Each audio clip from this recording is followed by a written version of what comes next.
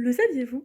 En agriculture, par exemple, et dans d'autres domaines aussi, mais bon, on va parler d'agriculture comme exemple, voilà, les néons sont utilisés pour mimer la lumière du soleil. Mais est-ce que vous savez pourquoi ils utilisent des néons et quelles sont les différences entre tous les néons?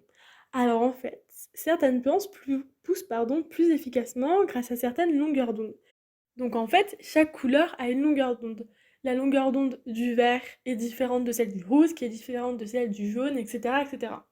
Et par exemple, certaines plantes auront besoin de, je sais pas, de lumière verte ou plus de lumière rouge. Enfin, vous voyez ce que je veux dire. Et du coup, s'il n'y a pas assez de lumière dehors, donc on peut mettre les plantes dans les serres avec des néons et ça va améliorer le rendement en fait des plantes. Donc ça peut être des fleurs ou même des tomates.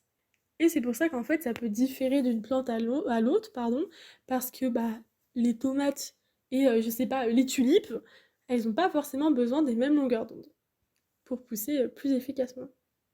Et en fait, j'ai pas extrêmement bien compris, mais en fait, il y a une histoire de pigments pour absorber les électrons, blablabla, je sais pas trop quoi. Du coup, j'ai pas très bien compris ce cours-là.